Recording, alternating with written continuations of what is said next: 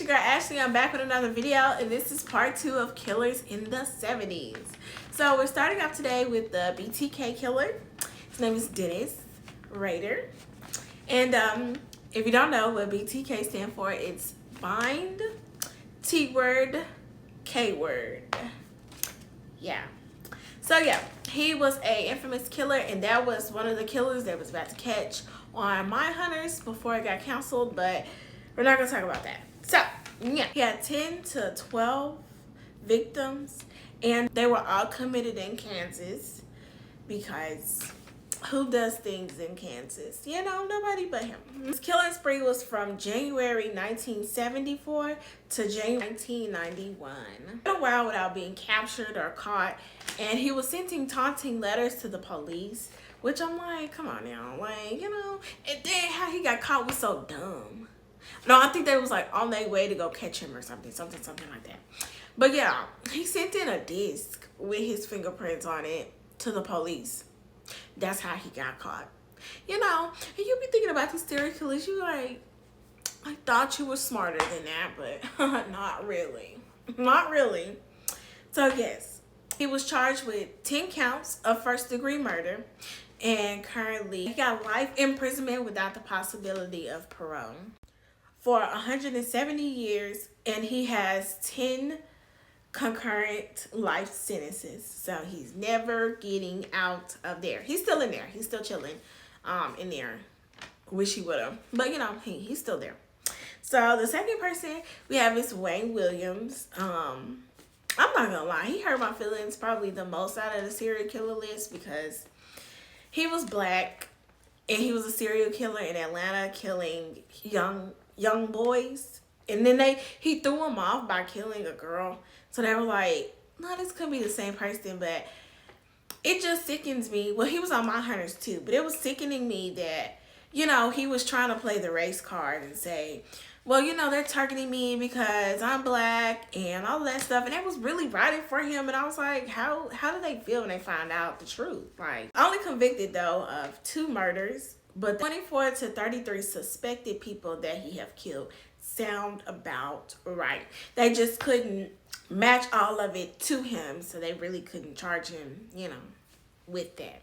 And yeah, like I said, he did this in Atlanta. He has life imprisonment, and he will be up for parole in 2027, which I don't see why. But he's still up in there, though. He's still in there.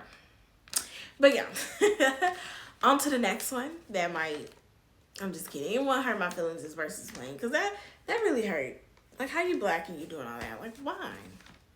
Crime sprees were from 1979 to 1981. A waste of space. I'm just kidding. No, waste of space. He alright though. Just kidding. Next up, we got the Golden State Killer. Joseph D'Angelo is his name. Sprees was from 1974 to 1981, all in California. Of course, that's where he get the name Golden State Killer, because of, you know, the Archies. He murdered 13 people.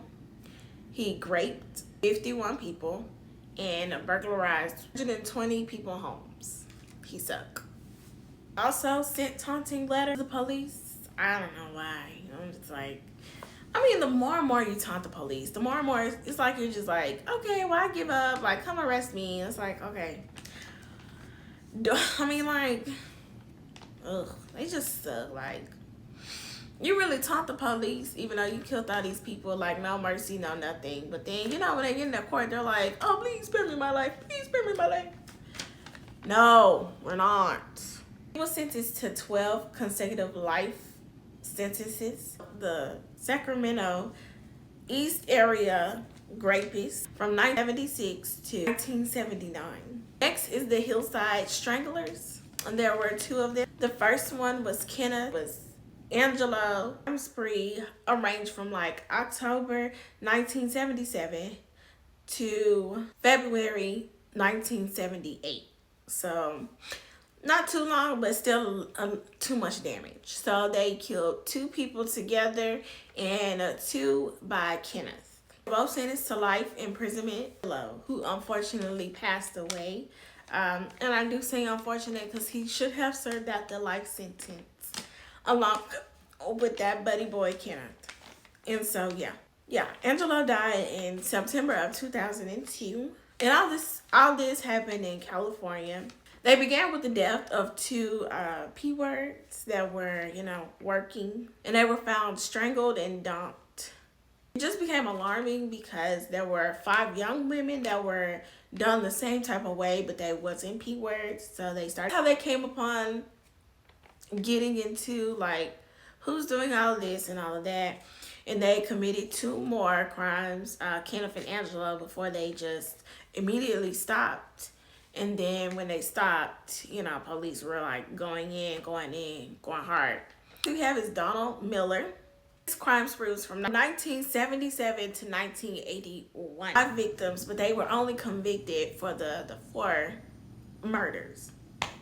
And he used blunt force trauma, hitting them with objects, hitting them with things to knock them out and kill them.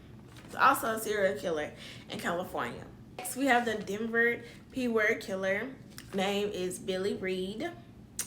At first, he was unidentified, but then they put the face to the crimes. Yeah, thank God. He did most of the crimes in California. The crime sprees were 1975 and 1995.